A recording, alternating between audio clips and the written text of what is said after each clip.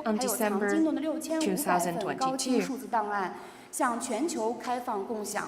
为学 For 者、 the Mogul 文化爱 caves, 好 we 者 have 以及艺术 digitized 创作者打造了一个 6,500 一 high 站式的 definition 敦煌文 files 化共享平台 in the， 实现了 library, 文化资源的 make it 高效 available 流 for the 动。 world to enjoy. 朋友们，敦 Dear 煌从来 friends, 不只是中国的 Dunhuang 敦 is 煌 not， just 它是四大文明 China's 的汇流 Dunhuang. 之地， It's 是 one 全 of 世界 the 共同的文化记忆。 convergence 从云端 of 到敦煌石 4 窟， major 从科 civilizations 研到 around the 文创 world. 产品。 我 It's 们 a 一直 cultural 在做 memory 的，就是 shared 将 by 这 the 份 world. 珍贵的文化遗 From 产与 scientific 当下的每一 research 个你进 to 行链 cultural and 接。 creative 今天， products, 我想 what we're 对 doing 在座的 is to 各位青 connect 年 this 朋友们 precious 说， cultural 敦煌的 heritage 故事 with each 欢迎 and 你 every one 们 of 来 you. 继续续写。 I want to say 让我 to 们 all 一 the 起 youth 用 here, 各自的创 welcome 意 to 和 continue 热 to write the 情， story 让 of 古老的文 Dunhuang 明 with 在 your 我们 own 的手中 inspiration 走 and 向更 creativity. 遥远的未来。 Enable 谢谢大 ancient 家。 civilization to move forward in the distant future. Thank you, Ms. Wu Qiongfang. Europe has accumulated extensive experience in the fields of creativity, economy, and trend culture, while young people are actively exploring the deep integration of digital technology and creative industries. Next, please welcome Mr. Dian Yilowski, President of the European Youth Association, to share European practices in the creative economy and trend culture.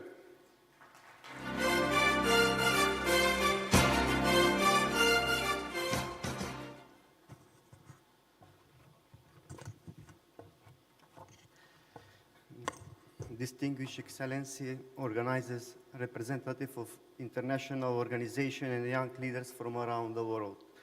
Ladies and gentlemen, it's a profound honor to stand before you here in the vibrant city of Wuhan and hub of innovation and history to discuss the creative economy and trend culture. I would like to thank you, the organizers, for bringing together young leaders, experts, institutions, and businesses from around the world. At a time when creativity has become a major driver of economic growth and social transformation, international cooperation is more important than ever. We meet at a moment when creativity, culture, and innovation are becoming some of the most powerful drivers of economic growth, social inclusion, and international understanding. Today, I would like to share perspective from both Macedonia and Europe, highlighting how creativity, culture, innovation, and youth entrepreneurship can work together to create sustainable development and stronger international partnership. The creative economy is no longer a niche sector. Today, creativity industry contributes significantly to economic growth, employment, innovation, tourism, and digital transformation.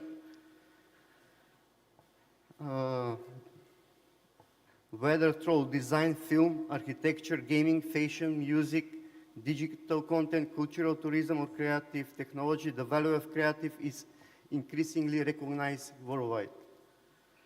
What makes the creativity economy unique is that it relies on the resource that every country possesses: human talent. Unlike natural resources, creativity grows when it's shared, supported, and connected. For young people, especially, the creative economy provides opportunities to become innovators, entrepreneurs, and change makers. As someone coming from Macedonia, I can say that our experience demonstrates how smaller countries can leverage creativity and culture as engine of development. Macedonia possesses a rich cultural heritage shaped by diverse civilization, tradition, languages, music, arts, and crafts. In recent years, young entrepreneurs and creativity professionals have increasingly transformed this heritage into modern economic opportunities.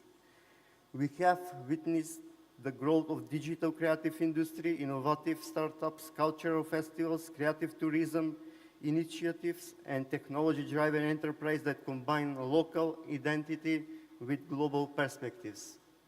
I would like to mention one example that demonstrates the power of youth-led international cooperation.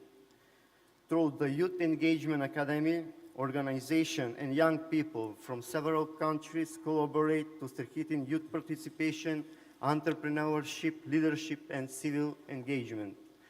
The initiative creates opportunities for young people to exchange ideas, develop innovative projects, and build networks that extend beyond national borders. It demonstrates how creativity is not only expressed through art and culture, but also through innovative approach to social development and community engagement.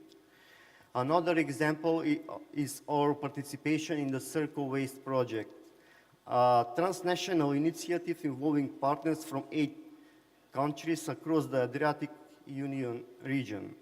The project promotes innovative solutions for electronic waste management through circular economic principle, digital innovation, and cross-border cooperation.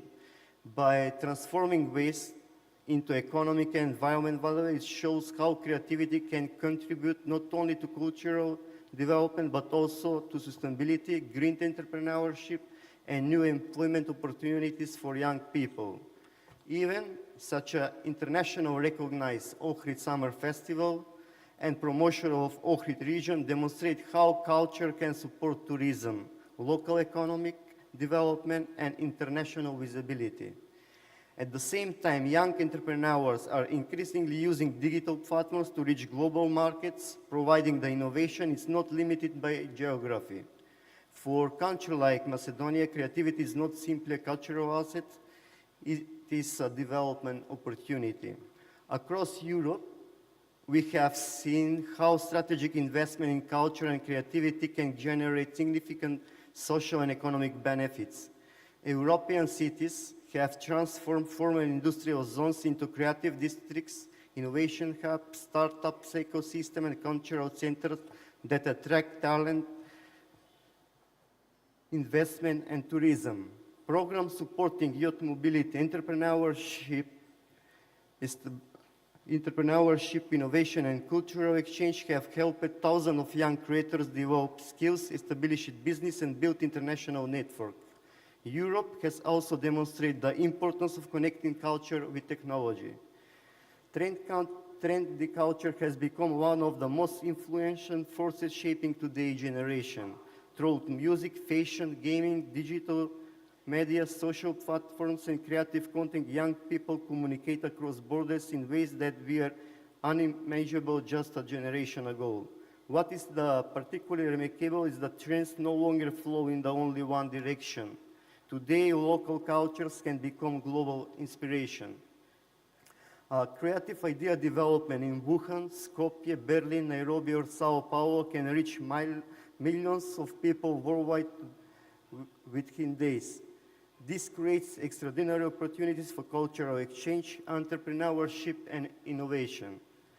However, while embracing global trends, we must also preserve cultural authenticity. The most successful creative products are often those that remain rooted in a local identity with speaking to global audience. The future of the creative economy depends on cooperation. No country, regardless of its size or level of development, can fully unlock its creativity potential alone. We need stronger partnership between Europe and Asia, between developed and developing economies, and between public institutions, private sector, and civic society. We need to exchange ideas, share good practice, support youth mobility, facilitate investment, and create platforms where creativity can flourish across borders. Ladies and gentlemen, as we look forward to the future, one truth becomes increasingly clear. Creativity is not a luxury, it is a strategic resource. The creativity economy is not only about economic growth, it's about human potential. Trendy culture is not only about what is popular today, it's about how young people shape the future. From Macedonia to Europe, from China to every corner of the world, young people are providing that innovation, culture, and entrepreneurship can work together to create solutions for global challenges. Let us continue building bridges between cultures, connecting creativity with innovation, empowering young people to transform ideas into impact. If we invest in creative today, we invest in more prosperous, inclusive, and sustainable future for all. Thank you very much for your attention. It's a privilege to be part of this inspiring forum and look forward to our continued cooperation. Shesha.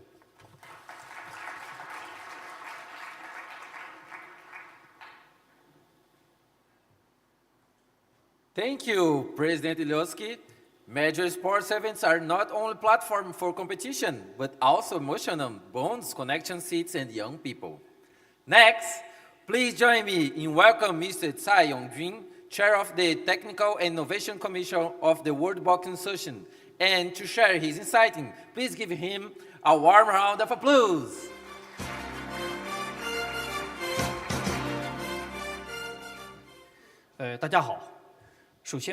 Good morning, everyone.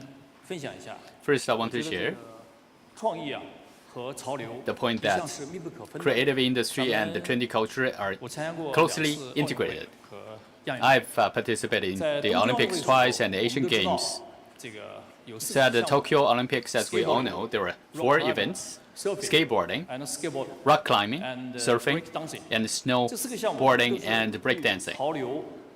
And all these 4 items combine creative and trendy culture. Today I want to cite the Suzhou Marathon as a case for sharing. So in the 2025 Suzhou Marathon, there were 25,000 entry slots, but 160,000 people signed up, a growth of 219% compared to 2024. For a city marathon that has only had 3 editions, this growth rate is remarkable. People often ask, isn't a marathon just a group of people running for 42 kilometers? Why 160,000 people are fighting for a slot? My answer is they are not fighting for a slot only, they are fighting for a city. Because Suzhou is a city known for its vitality. So people are willing to go there.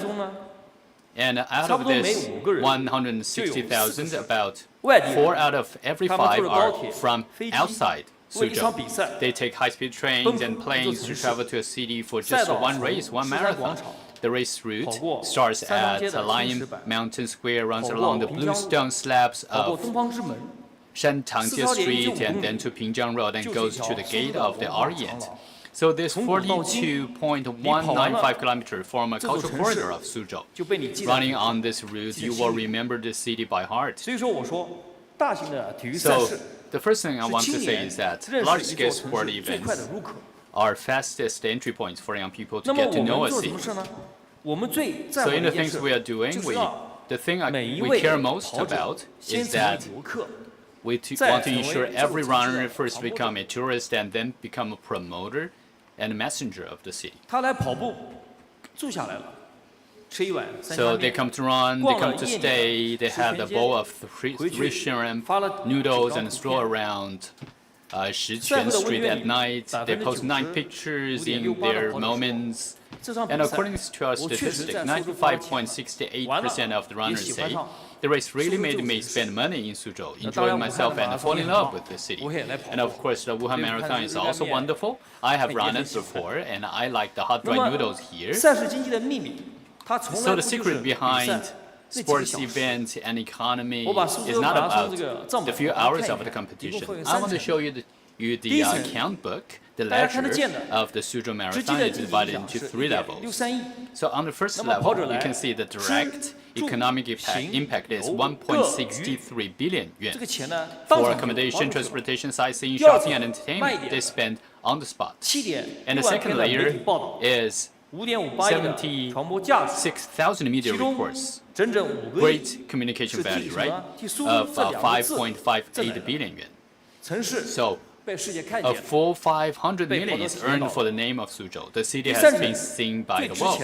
And the third layer, the most valuable, that is the overall economic pool on the city approaching 4.8 billion yuan. It created 1,866 new jobs.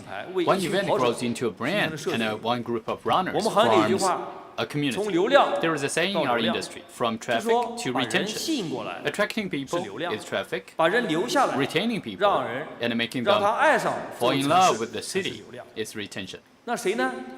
And at the center of all this, who is it? It's the youth. On the race course, the runners are mostly young and middle-aged people.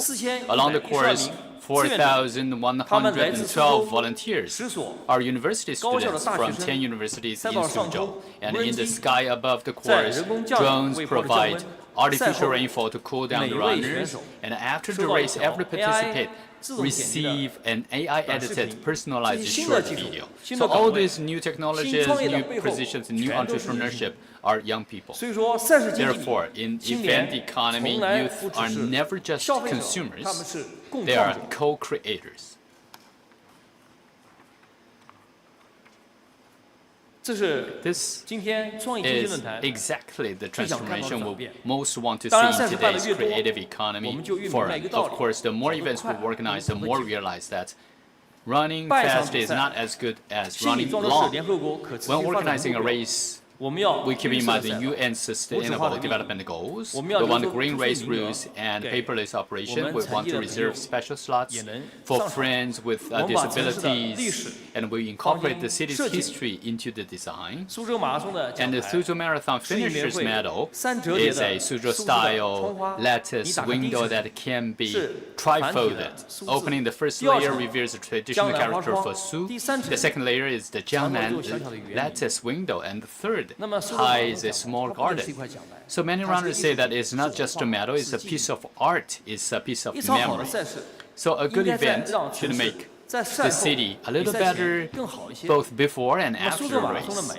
The overall satisfaction of Suzhou Marathon is 94%. And 70% of the runners set new personal bests, and all event records were broken. So the scale and quality can grow together. Finally, I would like to say a few heartfelt words to young friends from all over the world. China's marathon boom is driven by cities who are carefully managing themselves. The model of front marathon explorer city can be replicated and must be tailored to local conditions. Sports never need translation. At the sound of the starting gun, young people from all over the world set off together. Events are the most universal language among youth in this era. Thank you.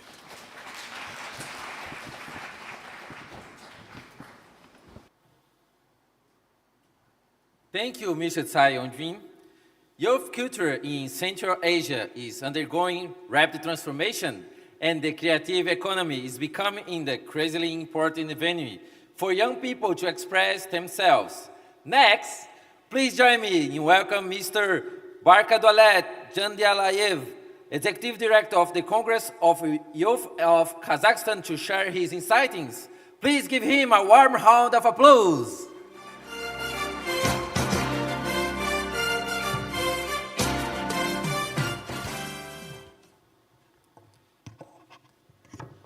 Қайырлы күн, құрметті форум қатысушылары.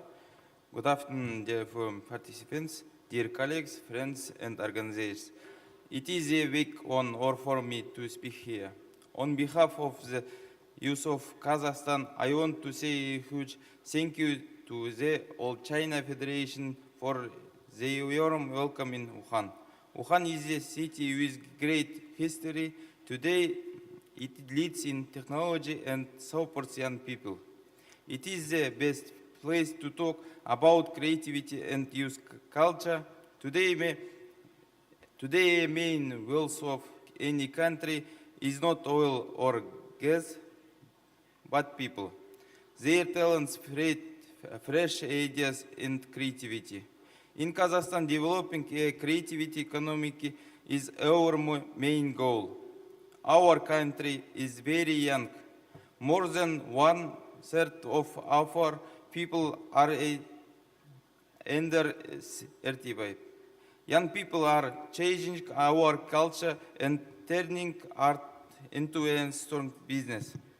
In our country, a government creates good conditions and organizations help on the ground.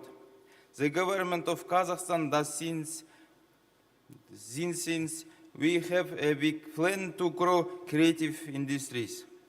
The state gives good grants like Tawelsizlik Urpaqtari, Generation of Independence, and offers tax cuts for creative startups. We build modern creative hubs in all regions. The government gives good buildings and buys top equipment, recording studios and cameras. The Youth Congress of Kazakhstan helps to bring life to these spaces. We connect talents, a government and investors. Here is what we do. We open free courses for youth from cities and villages. You teach design, mobile video, social media and AI. We organize creative events, poetry and movie nights, and open disconnects yoga. Young people can share ideas and find friends. You help creators turn ideas in business projections, show them to big sponsors. And these projects real work. Look at our music. Kazakh music is very popular now far outside our country. Our young artists and beatmakers get millions of streams on Spotify, Apple Music, and Yandex Music. They make songs in Kazakh and mixed traditions, instruments like dombra and kobuz with modern beats. The whole world listens to them because of their unique style.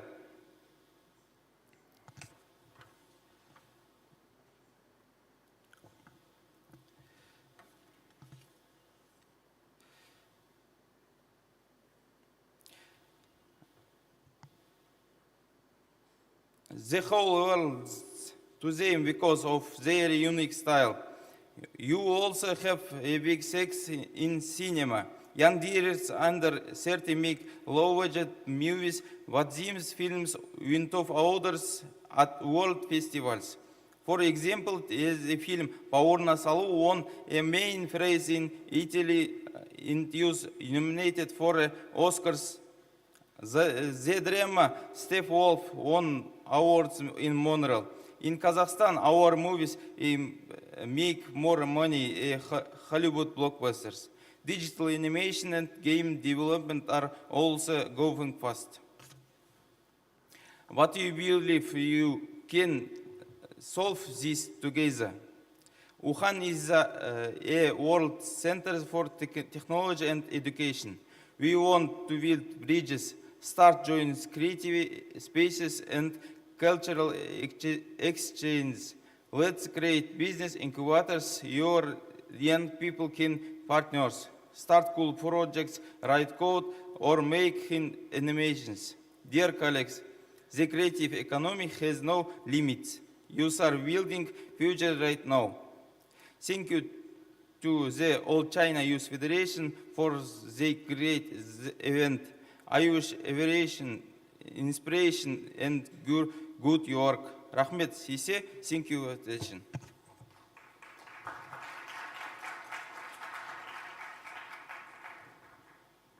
Thank you, Mr. Jandilayev.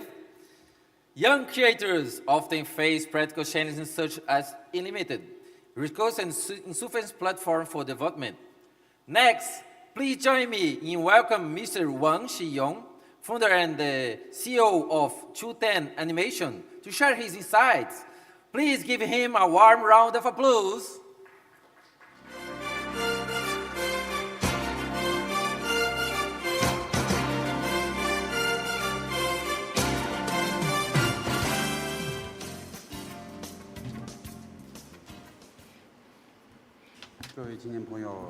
Distinguished young friends, good morning. We are a Wuhan local animation company. Today I'd like to share with you a story about dream, about your consistency and perseverance.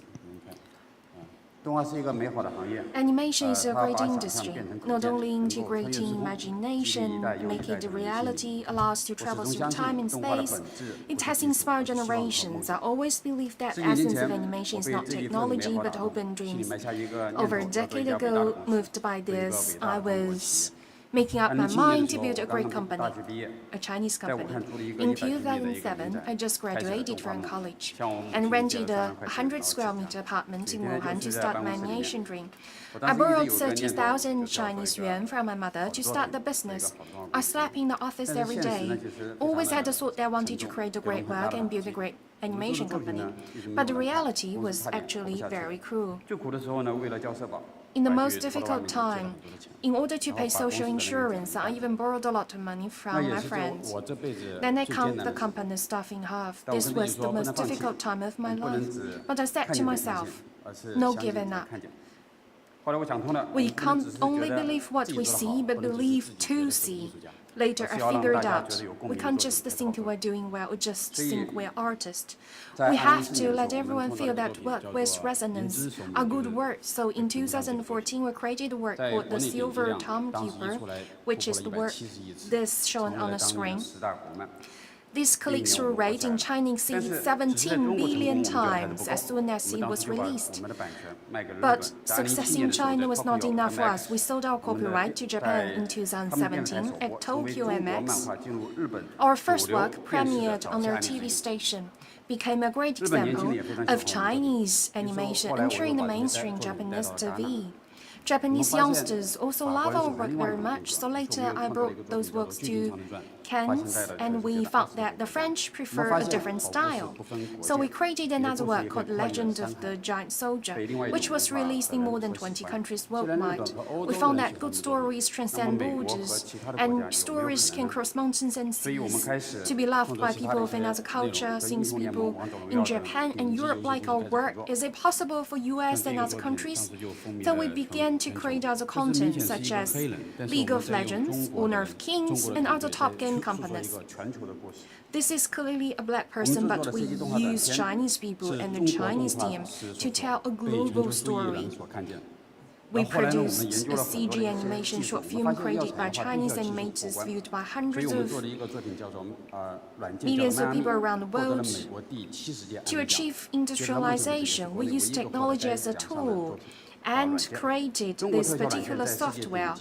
It has won the Emmy Awards in the US as well. This word is called Miami.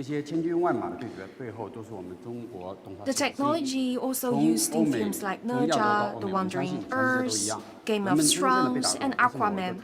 Countless movies have utilized it. Behind those spectacular battle scenes, you can see the efforts of the Chinese animators.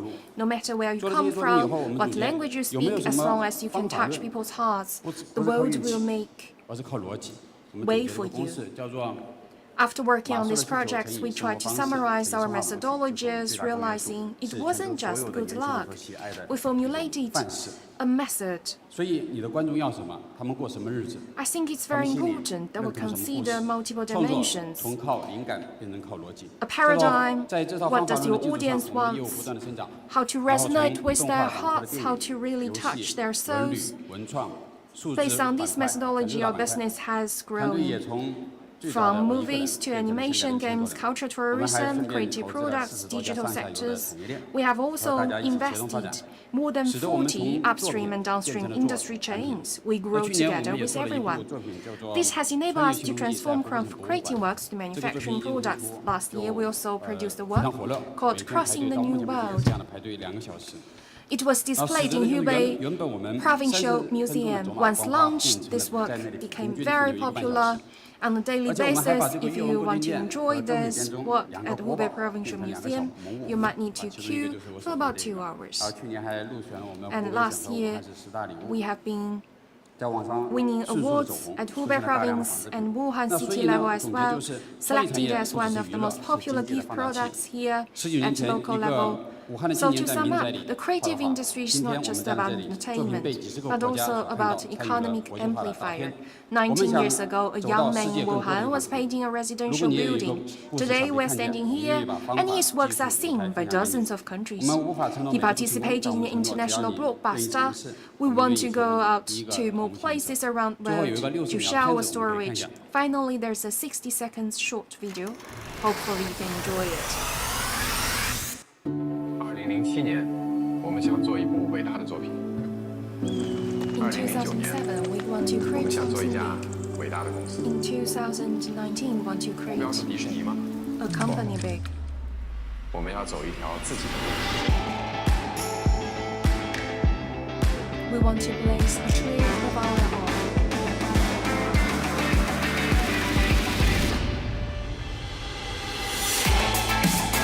什么叫作品？ What is 作 the 品 product? 就是把自己灵魂的一部分投入进去的东西。 Part of yourself into. 以前我们认为 We 一 used 幅 to 画才 think 叫作品，现在我们觉得 it's an 这叫18 animation. 年的公司，是我们共同 But 画出的 now 作 it 品。 has many more co-created 这 by 家公司 us. 还没画完，我们希望70、80岁 Unfinished, still on 才 the 能 way 开跑车来 ahead. 画画。 谢谢大家。 Thank you very much.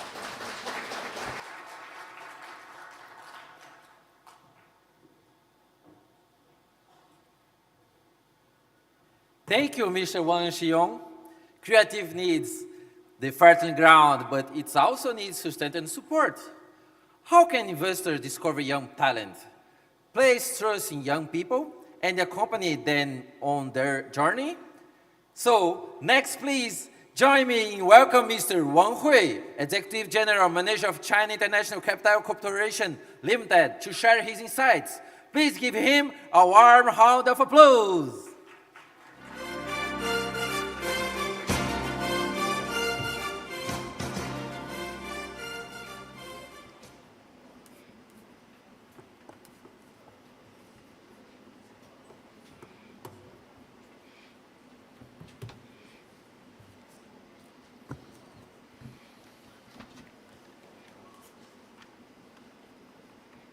非常高兴在今天这个充满活力的6月来到九省通衢的武汉。 to come to Wuhan city, 武汉这座城市不但 known 有 as the gateway 热干面的香 of 气， China. 更有 Wuhan 广为人 not 先的 known 创业 for 基因。 hot and dry noodles, 今天呢，我跟 but 大家分 also 享 for the 的是 capacity 看 of 见青年创 innovation. 造力、投 Today, 资 my 赋能 topic 新消费。 is seeing youth creativity, investment empowers new consumption. 我们从2个部分来分 Two 享。 areas I'd like to talk about. 第一个部分是 First, 行业的 industry 这个观察。 observation and new consumption. 首先，我们 First of all, 这几年也看 In 到 recent years, we 新消 saw 费的蓬勃发展。 consumption is burgeoning. 新消费呢，在我们的看到是 New 新的是 consumption, 技 as we 术 call 和 it, 创新驱动 is new in 的效率 technology 革命， and innovation-driven 是体验重构 efficiency, 的产品和产品升 reshaping the 级。 experience 但 and 不变的 upgrade 是 of products. 消费者对品质的追求。 Something remain unchanged, which is the 与品牌的 pursuit of quality of 情感连接。 consumers as well 所以 connection 我 with a 们看 particular 这 brand. 个新消费呢， Therefore, when we 以新 talk 技 about 术、 new 新理 consumption, 念、 of course, 新 it 模 features 式 new 作为 technology 创新点， models, concepts as 持续 innovation 推出 points 契 to 合市场需 promote 求 products 的产品和服务。 meeting the 近 market 几 demand 年， and needs. 新消费 In 品 recent 牌 years, new 增长 consumption 减快。 brands 目 are 前看来 increasing. 看，主要的产品品类集 Major 中在 categories include IP 潮玩、 IP, 户外 trendy 运动、 toys, 奶茶、咖 outdoor 啡、 sports, 黄金珠宝 bubble、tea, 宠物、 jewelry, 美妆等消 pet-related 费热点 business, 领域。 cosmetics and 当我 skincare. 们总结呢，新 To 消费 sum 的 up, 新 new 主要体 consumption, 现 we 在 talk about new. 第一是 First 品 of 类 all, 型， it's of course the 第 category. 二是产品 Second, 型， scenario. 第三是 Third, 稀缺性，第四 scarcity. 是热门性。 Fourth, trending 那 appeals. 新消费呢，我们 When we 是 talk about new 我 consumption, 们我们认为新消费 we do 的增 consider 长呢 it 具 in 备 terms 可 of 持续 growth. 性。 It is sustainable. 在中国 In China, 这个消费市场庞大， with a 而且 huge 有 market 韧 for 性， consumption 为 and 新 highly 消费企业 resilient new 提供了 consumption 丰富的 companies 成长 have 空 been 间。 offered ample room for growth. 第二，这个 Second, 新消费的驱动因素啊， For the new 我 consumption, 们重 there are 点 many 关注 drivers. The major ones include, 关注在消费端，就是需求端。 in terms of consumption 那实际 need, 上这 for 里面重 example, 要的2个分类呢，一个是实用价值， one 这里 is 面包括质价比、 practicality, 科技含量 science 与功能性、 technology, 健康养 functionality, 生等因 health 素。 and so on 这 to 是 be 一个 considered. 基底。 This is the foundation. 第二类呢是 Second, 情绪价值，这 emotional 里面包 values, 括国货的偏爱、 including 陪 preference for 伴、 domestic 社交、 brands, 认同、 companionship, social 宠溺 connection, 感、高级 identity, 感等。 premium, 那实用价值 sense 和 of 情绪 ownership 价 and 值， so 我 on. 们是认为是从需求端最能吸引和打动消费者 So 的创新突破点。 practicality and emotional values 那对 are 于企业来 the 讲， things that 如 most 何能够 attractive 做到创新？ at the 怎 demand 么能 end. 保持 So 可 for 持续增长？ enterprises, how can they 那我们这 achieve 里面作为我们 innovation 投资 and 机构，我 maintain 们重点关 sustainable 注的是 growth? 企业 As an investment institution, 如何能 we 够在战略 highlight、or 创新 prioritize 和运营 the 能力的持续 strategic 的 the 提升， development 包括 and the continuous 是否能够 improvement 将 in 流 innovation 量 and 的优 operational 势转 capability 化 of 为品牌的 enterprises 力 and 量， how they 把短 can 期的热度 turn 转化为中 traffic 长期 advantages 可 into 以 brand 持续 power 增长的一个能 and 力。 how can they convert short-term popularity into mid and 那 long-term 近几年 growth 来，这 capabilities? 个 In 中 recent 国政 years, 府一 the 直也 Chinese 是 government 致力于在国家战略 is 层面 committed 推动消费 to 的升 national 级，包括新 strategy 消费的新型消费 of 的增长点。 stimulating the upgrading of 2024 consumption 年，中 and 央 also 经济工作 find 会 new 议 growth 提 points. 出 In 2024, the Central Economic Work Conference proposed the development of the first the sail economy, the ice and snow economy, the silver-haired economy. And in 2025, the General Office of the Central Committee of the Communist Party of China and also the State Council General Office issued the Special Action Plan to boost consumption, proposing the consumption of IP and animation, comics, games, esports, and peripheral derivatives. And at the same time, the plan encourages the development of domestic trend product, domestic and foreign incremental market. So around the national strategy, including the silver-hair economy, corresponding to the aging population, pet economy, cultural confidence, and also the corresponding IP trendy toys, domestic beauty products, sports and outdoor activities, functional food, health consumption, including AI hardware corresponding to mental productivity consumption, smart home, consumer electronics innovation, and so on. So over the past years, according to our observation, the overall preference of the Chinese customers for domestic brands has been increasing from 4.17 in 2023 to 4.49 in 2025 out of 5. And the latest Political Bureau's meeting this year has also put forward two priorities for consumption structure. We're moving from stimulating consumption to creating consumption, using high-quality supply to replace consumption upgrading. Competition has moved from price competition to value competition, creating more space for enterprise development. Sci-tech development has become a very important engine for the upgrading of the creative industry. And on this slide, I want to show you the demand end and how it drives our consumption from 2 points, that is emotional value and practical value. But I will skip this part for the interest of time, and I will move on to the second part on how capital empowers new consumption. This year, in the outline of the 15th five-year plan, we put forward the idea of patient capital, which should be expanded, and we encourage mid-term capitals to enter the market, and the government-led capital should focus on or should become patient capital. So it's the second time since the Politburo's meeting in 2024 that patient capital has been included in the top-level design of the five-year plan. Currently speaking, from a market capital source perspective, government-guided funds, state-owned capital performances, and insurance funds and long-term funds such as Social Security has become the main force of the sector. And second, from the perspective of fund maturity, this is a big breakthrough. In recent years, especially the central government-guided venture capital fund this year, the survival period of the mother fund has been extended to 15 to 20 years over the previous 6 to 8 years, so it can solve the past pressures on the enterprises. At the same time, the orientation is very clear. It will focus on profitability, early investment, long-term investment, and small investment. And the number of private equity and venture capital funds filled in the first quarter of this year is 1,758, an increase of 81% year-on-year. Patient capital is accelerating into the market. So for entrepreneurship and new startups, this is, of course, a very important source of funding. And second, from the exit side, that is to say, this year, the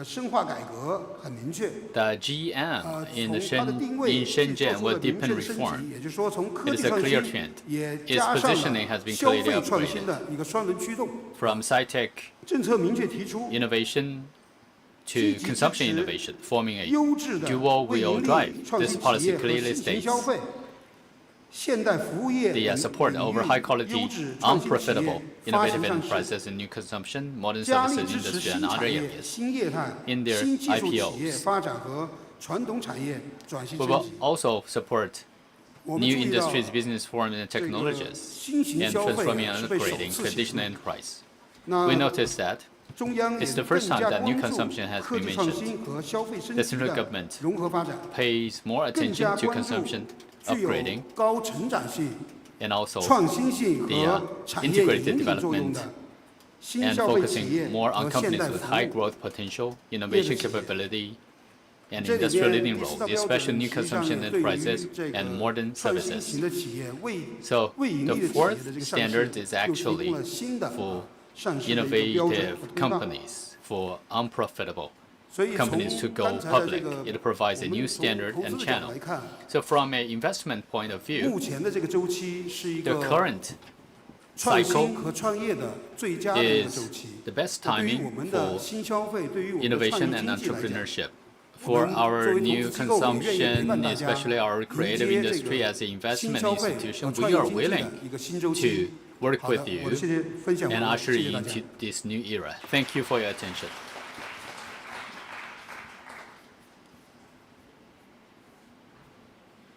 Thank you, Mr. Wang Hui.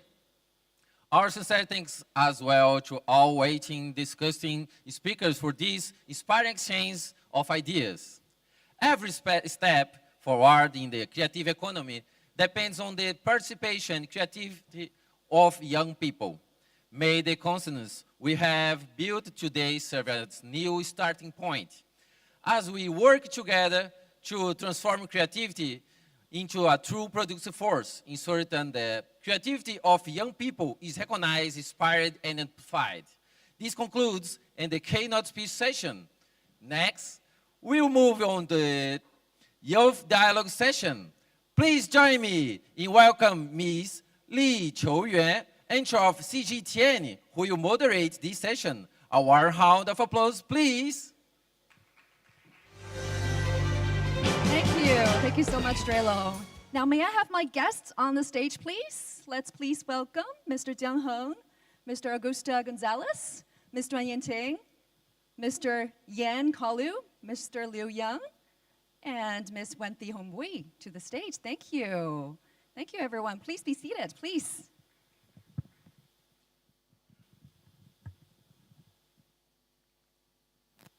All right, ladies and gentlemen, good morning. Good morning. Welcome to Youth Dialogue. My name is Li Qiuyuan. I'm a news anchor with CGTN, China Global Television News Network.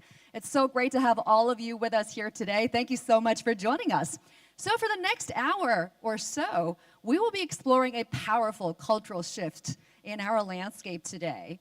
That is how young people are becoming co-creators. You know, for the past few years, conversations about youth always centered on one topic, that is, what are they consuming?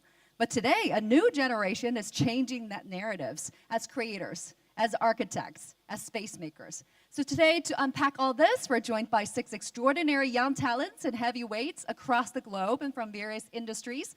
Please join me in welcoming my guests. They are Mr. Jiang Hong, General Manager of the Wuhan 27 Kilometers Culture Communication. Welcome, Mr. Jiang. And Mr. Augusto Gonzalez, President and CEO of Young European Leadership. Thank you for joining us, Mr. Gonzalez. And Ms. Duan Yanting, Project Manager of Guosheng Wuhan Asset Operation. Welcome. And Mr. Yan Kalu, young French porcelain artist, international PhD candidate of Jingdezhen Ceramic University. Welcome. Good to see you. We also have Mr. Liu Yang, Chairman of U+ International Youth Community. Welcome. Last but not least, please welcome Ms. Wenthi Hongbui, Business Development Manager of May Paper Flower of Vietnam. Welcome, welcome. So before we get started, just want to kindly remind everyone we're running a little bit behind schedule, so be mindful of the time when you start sharing your perspective with us. Try to limit your speech within 4 minutes. Thank you very much. So let's get started. Why don't I start with you, Mr. Jiang? So over 17 years, you have transformed graffiti from streets into subways, trains, buses, and ships, even containers. You've changed a solitary art form into something that anyone can join. Tell us, how did that all begin?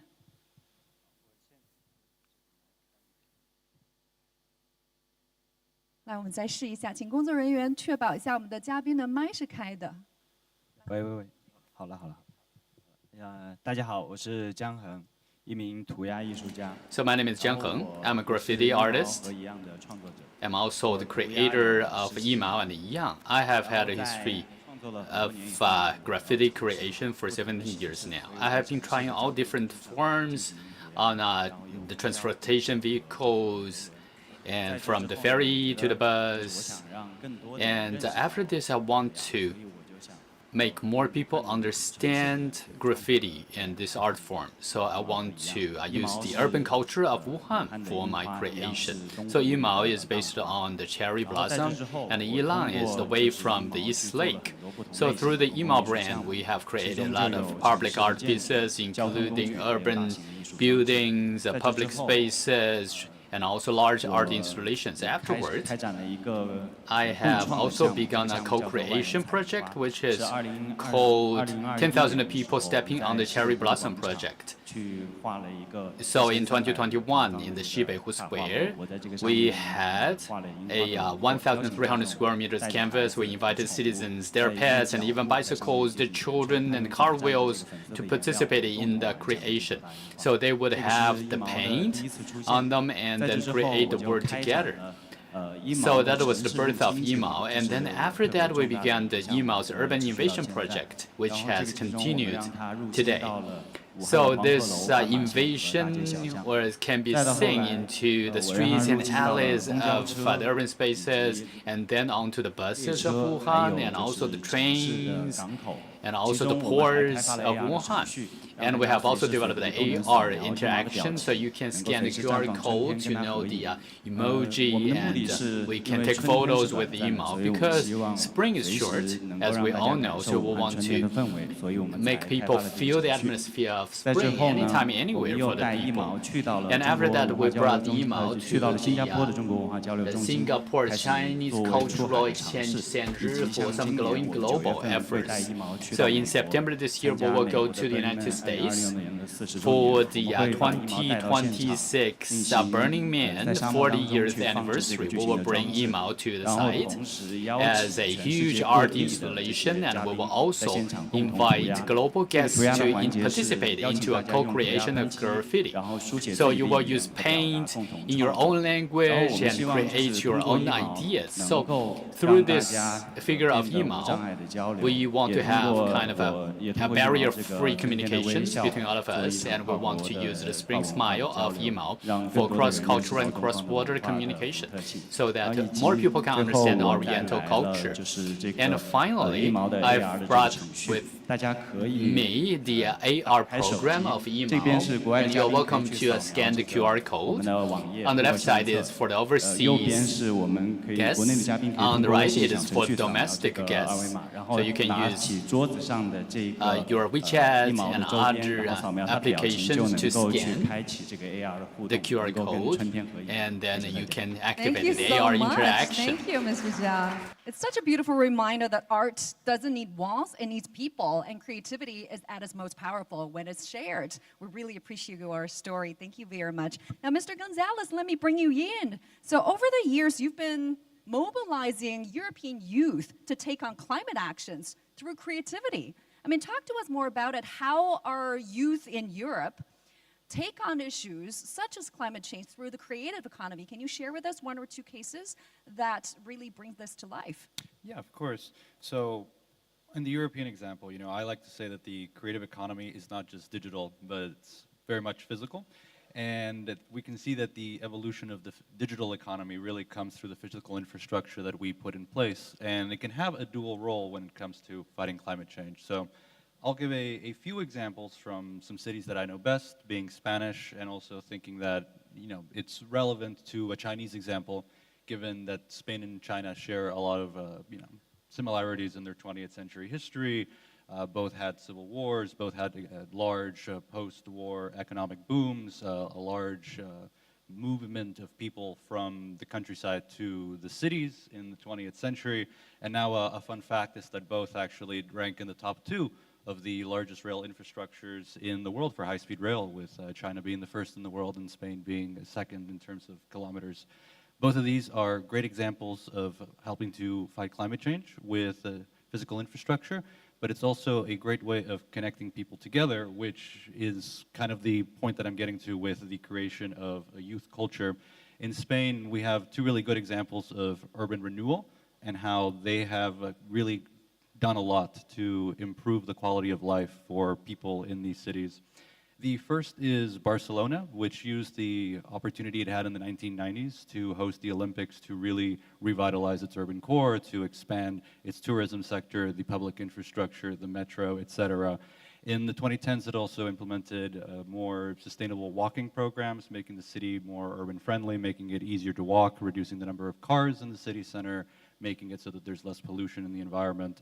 And young people have really responded well to it. Barcelona now attracts talent from all across Europe, from all across the world. It's a top 5 hub in Europe for technological development. The energy is very young, very vibrant. And it's actually a home now to one of Europe's largest startups, eustartups.com, which helps host the annual EU Startups Summit in Malta. So it's really put the city on the map, and it's something that a city like Beijing then mirrored in 2008 with its hosting of the Olympics. The other is Bilbao, which used to be in the 1980s a post-industrial city that had a high degree of poverty, a high degree of crime, and they really decided to revitalize the urban core as part of a project to improve the city, especially for young people. They did this by convincing a branch of the Guggenheim, famously, to open in the city, and that really helped to revitalize a lot of the energy in the core of the city. And that's also something that's been mirrored overseas by our friends in the UAE when they managed to get a branch of the Louvre in Abu Dhabi. The city's been completely transformed, revitalized, and it's just completely different from what it was 40 years ago. So I think that both of these are good steps in the right direction, as you mentioned. It helps with the fight of climate change, it helps reduce pollution, but it also helps revitalize urban centers in such a way that young people can be the creators of a new culture, of a new economy, and be the owners of their own future. Absolutely, young people can become creators, and when they channel their urgency into creativity, they don't just raise awareness, they build economies of hope, and that is the architecture for the future. Thank you very much for sharing your insights with us, Mr. Gonzalez. Now, Ms. Duan, over to you. So the Pinghe packaging factory you oversee dates back to 1905. Wow, that is 100 years, more than a century's history under one roof. How did you turn that old factory into a creative hub? What drew designers and artists there, and what kept them thriving? Just like our MC mentioned, Pinghe Packing House, established in 1905. From Old Hankou district, the most representative packing house, there was molded red bricks, the retro swallow-style steel beams, and old cargo slide, special historical imprints of our old factory. Of course, these historical imprints are quite popular elements among young generations nowadays. Therefore, when it comes to the space, the first thing we do is to restore the history of our space and leave room for our creativity. So when we started the renovation, we tried to restore and retain the original structure of the old factory building, such as the tall space, good lighting, and many retro design features, combined with the preferences of modern young people and office demands, commercial complex demands, functions and so on. For example, the transparent glass dome, the green lounge, and many of the minimalist modern lines at the entrance of the park. All these designs, in the combination of rough old industry buildings, a little bit rustic style, naturally fit the taste of young people, especially creators. Second, The second thing we did for the space was when the park opened, we matched the format that could adapt to the space, namely introduce cultural and technological innovation industries inside. After nearly 8 years of operation, we have managed to attract nearly 100 to 200 startup teams and projects located in our park, particularly in the industry of creative design, art and culture, fashion, digital creativity. We found that when people with the same, perhaps, creativity come together, they not only work here, but also create many meaningful things together. So we grow with them and create more opportunities for them to grow, to empower them. So throughout the process, we're able to provide them with services they need, for example, the resources they needed, matchmaking, alignment, and to organize events for them, and international exchanges, salons, and so on. Throughout which, we're able to see that more and more young people join us, and they continue to inject new momentum into the growth of this particular park. This is the second thing we did. The third thing we did is enable our space to attract more public. Although 80% of the park are office spaces, but for many of the office spaces nowadays, in terms of management for us, that because we have so many projects available for creativity, and we saw those creators have great products, so we hopefully can attract public through this. We want the public to see these great products created by them. So throughout the process, we have hosted at regular events, for example, salons, scene events. Throughout the process, we are able to build bridges for the products of the park to enter the public sphere and to attract more creators from the public to join us as well. So this is a two-way interaction. So through the three things we did, this packing factory renewal definitely is a great way to really empower the industry. Thank you very much. Thank you very much. A 1905 factory humming with fresh ideas. Hope we could have the opportunity to visit sometime. I love it. You didn't demolish history, you recharged it. Now, Yan, over to you. You come from France, and you now call China home. You call Jingdezhen home. Tell us about your journey. How did it all begin? What happens when French design meets Chinese ceramic traditions? And is there a piece of porcelain that really served as a bridge across cultures for you? Yes, it's totally possible. As a French artist, researcher, entrepreneur, and co-founder of Boursemin, a Sino-French porcelain design company established in both France and China, I have witnessed how the creative economy can become a powerful platform for cultural dialogue, innovation, and mutual development. At Boursemin, we promote porcelain not only as a product, but as a cultural bridge. China, as a birthplace of porcelain, possesses a millennial heritage that continues to inspire creators worldwide. As Jingpiao entrepreneurs living and working in Jingdezhen, we are deeply grateful for the support and welcome we have received from the local community. Through collaboration with artists, master artisans, craftsmen, researchers, and institutions, we develop porcelain products that combine contemporary design with respect for cultural heritage. This experience has led us to an important observation. Consumers are no longer purchasing objects alone. They increasingly engage with the stories, traditions, knowledge, and people behind what they buy. In this context, cultural products become vehicles for exchange, enabling individuals to connect with different histories, values, and way of life. Our works reflect this evolution. The forms, decoration, function, and narratives developed by Boursemin emerge from continuous exchanges between France and Chinese cultural perspective. Because our creative activities take place in both countries, these influences arise through lived experience and collaboration rather than interpretation alone. In this sense, our customers become participants in an ongoing intercultural dialogue. Over time, we have observed how design can inspire cultural curiosity and people-to-people exchanges.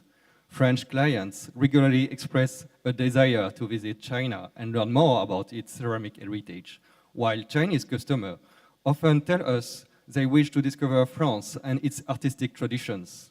We see similar dynamics in everyday cultural practices. Chinese tea culture and traditional tea rituals are attracting growing interest in France, while aspects of French coffee culture are increasingly appreciated in China. These developments illustrate the willingness of younger generations to engage authentically with culture beyond their own. As creative entrepreneurs, we have a responsibility to facilitate these exchanges with accuracy, respect, and long-term commitment. This is one reason why I am pursuing doctoral research at Jingdezhen Ceramic University, focusing on porcelain history, design, and cultural exchange. Academic research helps us ensure the narrative knowledge and collaboration we share remain grounded in a rigorous understanding of heritage while responding to contemporary social and cultural realities. For young entrepreneurs, moving from consumer to co-creator means building ecosystems in which creativity, culture, and innovation are developed collectively. It means transforming cultural heritage from a static legacy into a living resource that fosters collaboration, mutual learning, and sustainable opportunities for future generations. Through openness, shared creativity, and cross-cultural cooperation, creative industries can contribute not only to economic development, but also to greater mutual understanding between communities and nations. In doing so, they help us build a more connecting world and a more inclusive creative economy. Fascinating. Thank you so much, Yang. Now, over to you, Mr. Liu. You've spent 15 years building U+ International Youth Community, and you once said, you can rent a house, but you cannot rent a life. Tell us more about it. How did it all begin? How did neighbors become co-creators? 非常感谢主持人，感谢大会的领导。Thank you very much. 我叫刘洋，是 My name is 优家 Liu 国 Yang. 际青年社区的创始人。在中国 I'm 呢 from ，15 U+ 年前我做了中国第一 About 个 15 years ago, 专 I 属给 started the 青年 very 人居住在 first 一起的社区 residential。area and a 那么， community 随着 for 中国的城 youth. 市化发展， With the 在 urbanization of 15年 China, 前的时候， about 中 15国的 years 所有 ago, 的很多地方的年轻人都会，包括海归， many 都会 local 涌入到北 youths 上广， and 独立的发展 overseas 的经济城市。 youths 那么这个时候， would 我 move 们 to 整个这个 Beijing, 市场需 Shanghai, 要一 Guangzhou, 个 these 特 major 别 cities for 好 life. 的能把年轻人聚 It 合在一 seems 起， we need 像 better ways 今 to 天这 really 样， gather 有 youth, 全球 to 各 attract 国的 youth. 各 Just 各 like 种出 today, 色 we're 的 gathered by 年轻人 young 在中 talents around the 国，他 world 们需要 here in 快 China. 速的去进 They 行 need to 更 very 深度的 quickly 交流和连接， to 同时 exchange 要找到一个 ideas, 特别 to 好的 connect 平台。 themselves, to 那 find 么 a big 我当时的 platform, 想法是 a community. 觉得 What I 人 was 和人 thinking 之 back 间 then was that 无论是 between 中 any 国人 human 还 being, 是 no 我 matter for 们国际化的 Chinese or 友人， international 他们如何能连接 friends, 在一起？最重 how 要 to 的 connect 是 them 让他们 together. 高频 The 的、 most important 平等 seems 的 to 在一起， provide an 互相的 equal 有 space 创造更多的 for 交流的 them 场 to 域，像今天 exchange 这样。 ideas, to 所以 talk 当 with 年我 each 就 other. 想， Therefore, 如果只是做一 I came up 个 with the 大会 idea. 或者做一个社群，大家在一起的时间和精力和了解是不够的，所以我就以 Maybe 居住 1场 or 景 2为一个 days 基 is not 础 enough to 的 get to 界 know 面。 each other. That's 大 why 家 I 都 want 住 to 在 create a 整栋楼的 community, a 楼上， residential 然后 area 我 where 们这个 people 楼里面有 live 很多个 with each 空 other on a 间 daily 是提供给 basis. 大 Therefore, 家 there are 去 more 共享， opportunities for shared 然后 ideas. 更多的交 And 流 there are，shared spaces as 里面 well. 可以一起做饭，一起生活， So 一 people 起 can 喝咖 cook 啡，一起 together, 打 you 桌 can have 球， coffee 一起看 together, 电 you 影， can play 一 billiards 起 together, 这 you 个 can 酒 watch 吧聊 movies 天 together, but 那这 simply 个产 talk 品 in a 推出 bar 来之后 together. 呢， So 这 after 个14 the 年的 launching 时 of 候， this product, 也是昨 and 天大 in 会的这个雷 2014, 军小米的雷军总的重仓投了我们。 we have got the investment from the speaker yesterday, Lei Jun, the CEO of Xiaomi. They gave us a great opportunity and funding for better development. Now we have had branches in 9 cities, and tens of thousands of users are living in U+ apartments. So the reason why it has been well received can be seen in the fact that we can facilitate marriages with more than 100 couples getting their marriage licenses because of their stay in the U+ apartments. So we also have offline communities for entrepreneurial opportunities. You can find partners that you desire, and also in the past, when starting a business, we always say that we rarely have people who can fight alongside with you, a close partner that can have the same mind with you. And the U+, what we are building right now is building a kind of a field. That is, we have screens, all fun people and fun things who stay in the same city with you, who is very strongly entrepreneurial-minded. So they have a very good living environment and also a great interface where people of different backgrounds can come together. You can forget the fatigue in the day, and you can have your free flow of energy in the evening. So in the U+ apartments, over the years, we have also facilitated thousands of teams for entrepreneurship. So in the background of China's initiative for entrepreneurship, we are a gathering place for startups. And also a lot of designers in movies, TVs, IT. We share a very free atmosphere for creation. Everybody is equal and mutually beneficial here. We can open up to each other. Since we're staying together, we regard U+ apartments as our homes, and you will have close and friendly neighbors there. You can have a lot of communication, and in this process, you are also nourished by other people through this communication. When you have confusion, you will have somebody to answer your questions. When you are enjoying the pleasure, you can share with everybody. So I would say that we stick to our work for 15 years, and we are inspired and gratified with the great results. Beginning from this year, we will have an overseas plan also. We hope to work with the youth overseas. Thank you for your attention. From living to job creation to seeking friendship or seeking marriage and emotional support. So you have a very wide portfolio. Thank you for sharing. Now, last but not least, over to you, Ms. Van. So your company breathed new life into a 300-year-old traditional paper flower making tradition there in Vietnam, which is said to be fading away. What did it take to get young Vietnamese hand back on paper and scissors? How did it happen? 10 years ago, the 300-year-old traditional paper flower of Hue province of Vietnam was quietly waiting to die because it could not keep pace with the modern era. Only for left artisan remained, and no young people wanted to inherit it. So this led us to rethink how we can preserve heritage sustainably. So the answer are that instead of asking the young to simplify, admire the tradition, we invited them to join hands and to shape it. Actually, that our young designer and the remain master artisan to co-create and innovate with together, like weaving modern aesthetics into Asian techniques.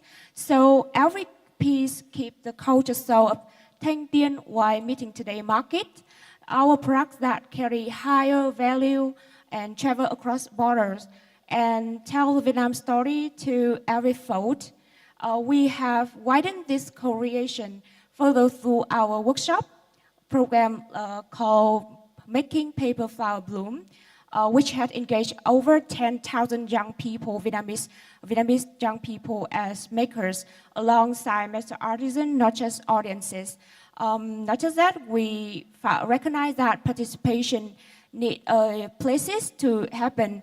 So we have built spaces where heritage live and evolve So the physical and digital spaces we have built for heritage to live in, like the artisan village in Hue, co-creation studio in our cities, showroom in Paris and Malaysia, and additional equips of 200 Asian techniques. A space is more than a place, it's an invitation for the next co-creator to step in. Just as we also change our materials into sustainable materials, so our product can export to wider countries, and now we have approaching over 20 countries all around the world. So we hope that actually in many parts of the world still have craft villages waiting to bloom, waiting to be shared, to be reimagined, to be reimagined for to be tell to our next generation. So we hope that our model will be like a replicable in a model for those who are facing the same problem like us. Yeah. Fascinating. Thank you very much. And thank you for all the speakers for sharing your stories with us. Each story offered a unique perspective on co-creation. Now I would like to open the floor for our young representatives here. So feel free to share your projects with us or direct any questions to our guests on stage. Please let us know. Our staff will get you a mic. 好，我们现场有没有青年代表们想要分享他的项目，或者是对我们台上嘉宾提问的，可以举手示意我们工作人员会把麦递给你们。 your experience or you want to raise your questions to the panelists? Yes, I see one here.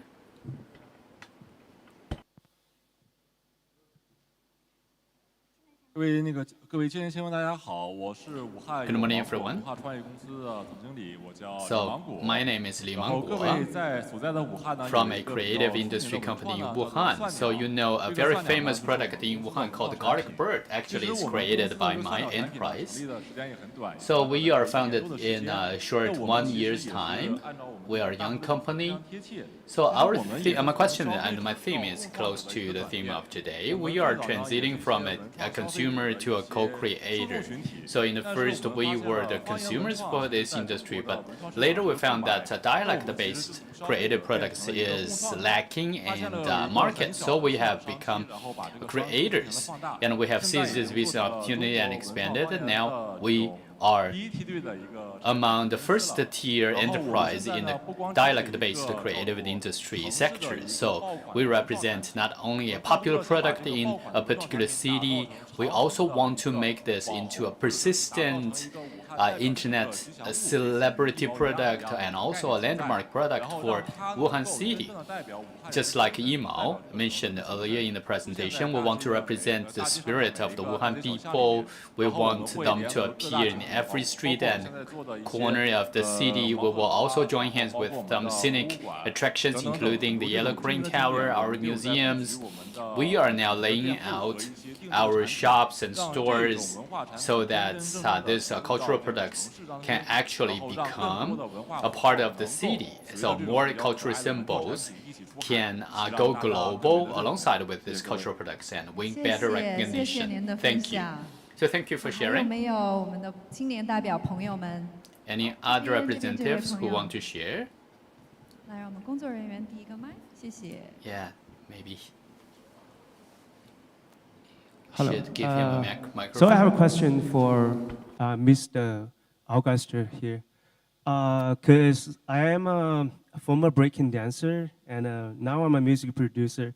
I serve some music company and individual artists this year, and still we have some songs represent the city of Wuhan, like Wuhan Jinsen, or just some spiritual stuff. Like, we're trying to just get in touch with some different people in different industries.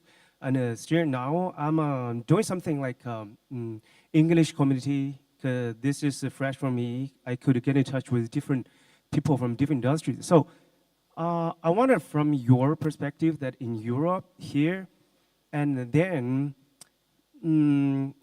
how is it that the language and the music, this is symbol iconic that we could use this tool to communicate with each other, then make it more global, and then we could learn from each other. So I just want to, get some information, from your perspective. Thanks. Ooh, a beat boy in the house. Thank you. So this question is directed to Mr. Gonzalez. Yeah, Mr. Gonzalez. Or, yes, let me get you a mic.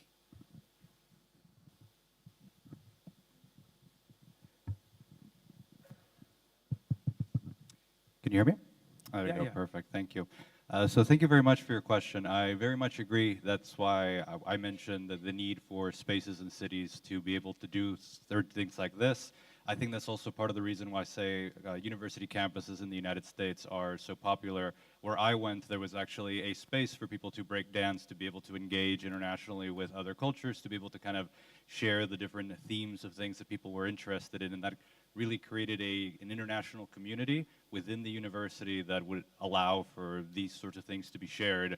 And I've noticed that increasingly in European cities, we are beginning to build these third spaces, these plazas, places where people can come, share their culture, where they can just engage in public spaces. And a lot of places in the world are still working on finding a way of getting to that sort of infrastructure, which is why my big theme was, in order to create the next digital infrastructure, the next cultures of the future, we actually need to provide the physical infrastructure, the spaces for people to meet.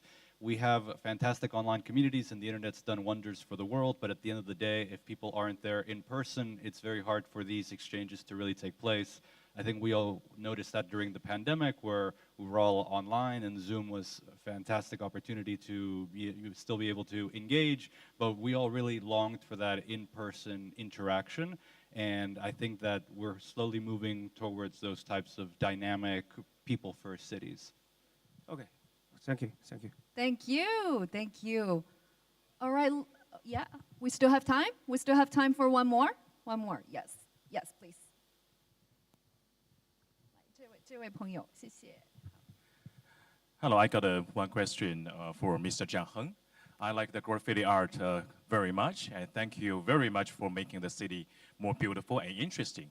I'm just curious that have you ever suffered any difficulties when you do the graffiti, like from the urban management, something like that? And how did you solve the problems? Thank you. That's a good question. 这个问题是在问您在我再说一遍， 抱歉啊，就是我特别喜欢涂鸦艺术哈，但是我就是 I like graffiti art very 做这个涂鸦 much, 艺术 but 的 I'm 时候， curious 刚开始的阶段， about 没有遭遇过一些 the 困难 possible 的城市管理 challenges 怎 and 么去 barriers you 沟 have 通，怎么去均 had, 衡这些。 for 因为 example, 我觉得这个 from 涂鸦艺 the 术真的 urban 很好，让这个城 management. 市变得更有活力， Because I 更 believe 漂 that 亮， urban 更有意思。 graffiti is 可以分享 very 您的 good. 这 It 个 can make 经 the 历 cities 经验， more 让 beautiful 和 and 其 more 他的这个艺术 interesting. 家 Can you 和 share 城 with 市人 us 借鉴一 the 下？谢谢。 obstacles you have had for our 我刚开 reference? 始的时候，我觉得我算是比较顺利的。 So at the very beginning, I would 在去做城 consider 市涂鸦的时候， everything 最开始我们 went 是 quite 在武汉的棋盘街， smoothly 就是 because 湖北 we 美院和 began 周边 in 开始发起 Xipan 这 Chessboard 种 Street 创 around the 作。 Hubei 然后到后来， Institute 我 of 就 Fine 尝 Arts. 试 It 想 has 做 a 更 very 大 good 型的涂鸦活动的 atmosphere. 时候， So 我就 people 尝试跟团 accepted 市委啊， this 跟 and 他 received 们 this 沟通， very 协调到了更多的城 greatly. 市， And 通 I've 过沟 also 通的方 tried 式 to communicate 达到了一种 with the 这 youth 种 league 共鸣吧。 committee 然 of 后 the 因为在 municipality. 早期 So 可 the 能 key 国 is 内 communication 比较 here. 还在 Communication leads to 还 the 在那 win-win 个 result. 文化创意产 In 业 the 的这个 earlier 推动的阶 stage, 段， we 然后 have 涂鸦这个文化， we 当 were 时能 in 够 the 衔接到 period 很多 of 国外 the 国内 cultural 的艺术家，所以通 creativity, 过这个国际的 promotional 属性， period. 我们跟政府协 So 调 we 到了 have 非常 also 多的资 worked 源， with 做了 some 很多国际 international 活动的认 teams. 证 So 然后让我们 with all 在这个 these 土地被 connections we have made, 非常感 we 谢， were 谢 greatly 谢蒋 supported 先 by 生 the government, 谢谢这个 actually. 问题。 Thank you I'm very afraid much. that's all the Thank you time for we the have for question. our segment. Thank you very much. Many thanks to our guests for sharing your stories and analysis and perspective. And thank you for listening. So we hope this forum is just the beginning and every spark of creativity could find its echo. Thank you very much. And now I'm going to hand things back to Mr. Li Juelong for your next segment. Thank you. Thank you very much. So next we will listen to the co-created work of the World Youth Development Forum on Creative Economy and Trend Culture.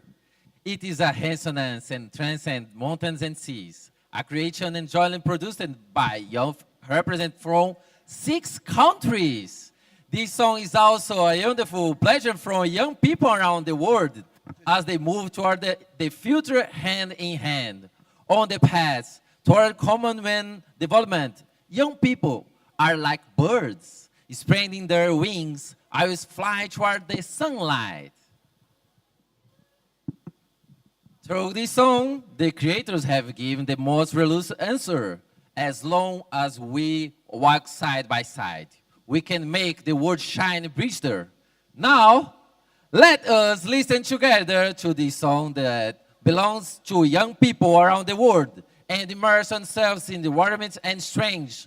Please enjoy the co-created musical work by youth from 6 countries, Youth Heart!